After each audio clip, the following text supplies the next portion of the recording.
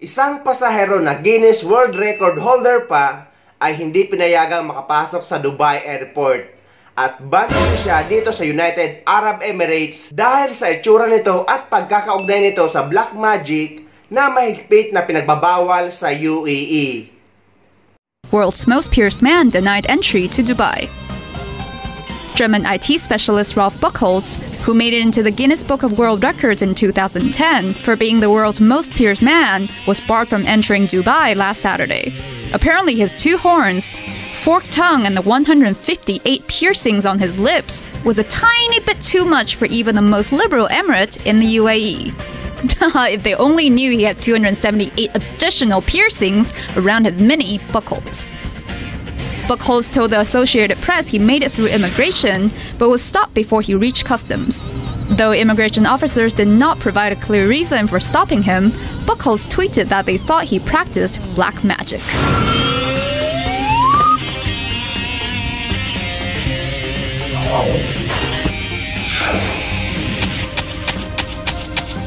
He soon found himself in a room with other deportees and was put on a flight to Istanbul. Ito yung dapat na napanood muna ni Solar Boy bago siya pumunta dito sa Dubai. Ito yung 2 kababayan natin na na-deport pabalik sa Pilipinas na hindi pinayagan makapasok o makalabas sa Dubai Airport. Dahil nga hindi ma-scan ang mata nito dahil sa eye tattoo. At dahil nga sa itsura ni Solar Boy at sa mata nito na hindi na i-scan dahil nga kulay itim na halos, ay pag-iisipan talaga siya na baka related siya sa black magic or evil. Iba-iba kasi ang interpretasyon dyan ng bawat tao, lalo na dito sa Arab countries. Kaya hindi sila pinayagang makalabas sa Dubai Airport para makapag-tourist dito. Gaya nga ng nasabi ko sa isa kong video na hindi naman pinagbabawal ang mga hip-hop at ang pagtatato dito sa Dubai or sa buong United Arab Emirates. Pero hindi naman ganyang itsura na hindi ma-scan ang mata. At ang sabi pa ng kababayan natin na magulo daw ang sistema or patakaran dito sa Dubai. Grabe, sobrang iba ng culture nila. Tsaka yung sistema nila dito sa Dubai napakagulo. Hey yo, what is up? It's your boy, Solar Boy. So ayun, nandito nga tayo sa Dubai Airport at makikita nyo naman sa Bilyones ang aking asawa medyo problemado dahil nga hindi ma-scan sa immigration yung mata ko para makapasok as a tourist for 4 days. So may visa naman kami kaso nagka-problema daw sa pag-scan nila, dito ma-scan yung mga tao. Kaya ito, dito na nagsimula yung aming problema kung saan na kami dinala niyan. After ng biyahe namin from Manila to Beijing to Dubai, bali nasa 20 hours siya tayo. Bali nakarating kami dito sa airport ng Dubai mga 4:30 to 5 AM kasama yung mga pag-delayed flight tsaka yung mga pag-waiting namin. At eto na nga, dito lang kami nilagay sa holding area. So marami kami nakasama dyan na iba't ibang case na naka-hold yung mga passport nila. At sa sobrang puyat na rin, tamang tulog na rin ako dyan at sisa nasa may female area. At eto makikita nyo dyan yung mga female section kasama yung mga bata. Actually marami kami gustong tanong kung bakit ganun, bakit ganito sa immigration kaso sobrang hirap nila kausap, mga suplado medyo masusungit. Grabe, sobrang iba ng culture nila. Tsaka yung sistema nila dito sa Dubai napakagulo. At medyo hindi pa rin ako makapaniwala niya kasi pagkakaalam ko open country na to. Ha? Na-request mo? Oh. Sa Pilipinas niya ito gawin. This is what you call airport tour. Hiling, saya-saya. Huwag ka mag-alala, web. Sasamahan kita. Sasamahan kita. Ha? Huwag ka mag-alala. Kahit ikaw lang na-deport, sasama ako pa uwi. Siyempre hindi kita iiwan. Very good. Ano ba yun? Ako lang tutuloy. Hindi pwede yun. Grabe to nangyari sa amin ngayon, guys. Hindi ko akalain. Sa palabas ko lang ito napapanood din. Sa movie lang.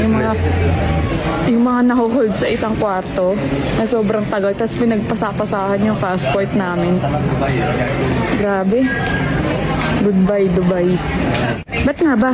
Tayo do-deport. Ba't nga ba? Hindi nila maskan yung mata ko. Yun lang. Toothbrush. Sa Hong Kong naman tsaka Taiwan pwede. Dito lang di pwede. Alright. My good friend.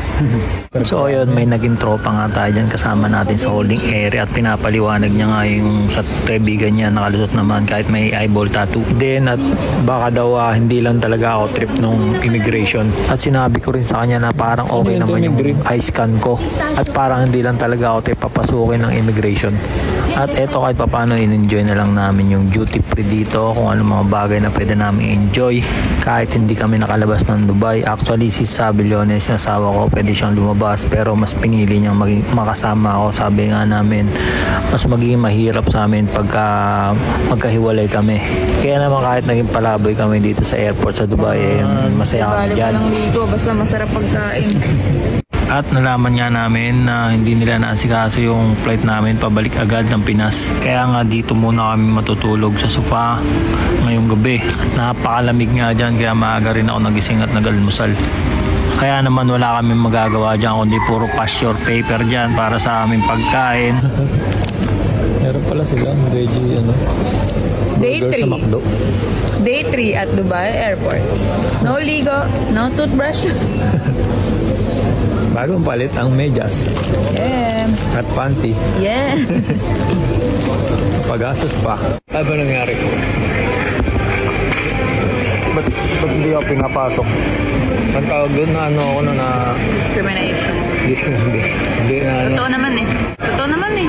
Hindi talaga tayo pinapasok. Refuse. Na-refuse ako. Una, pagkakalam ko ng use dahil sa hindi maskan yung mata ko. Pero nung bumalik ako sa immigration, bagong set ng mga mga officer, tinignan nila yung record ko.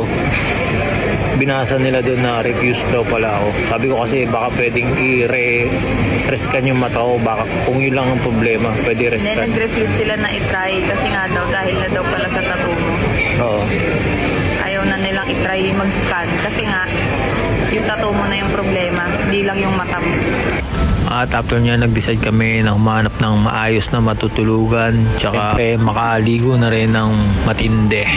Kaso nga lang, wala sa amin yung bagahe. Kaya yung damit namin ay yun pa rin. Ano, don't do that to us.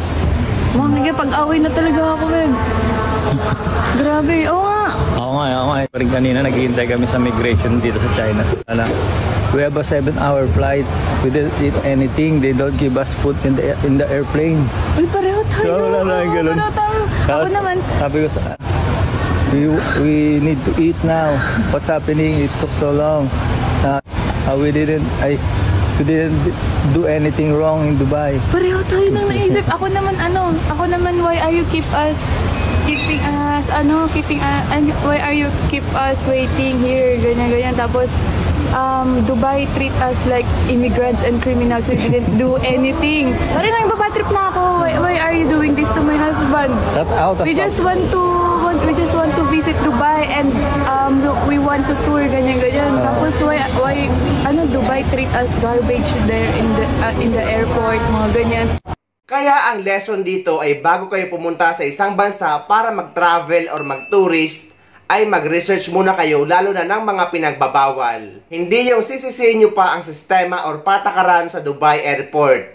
Dahil dito sa Dubai, United Arab Emirates ang may pinakamaayos at organized na sistema pagdating sa paliparan or airport.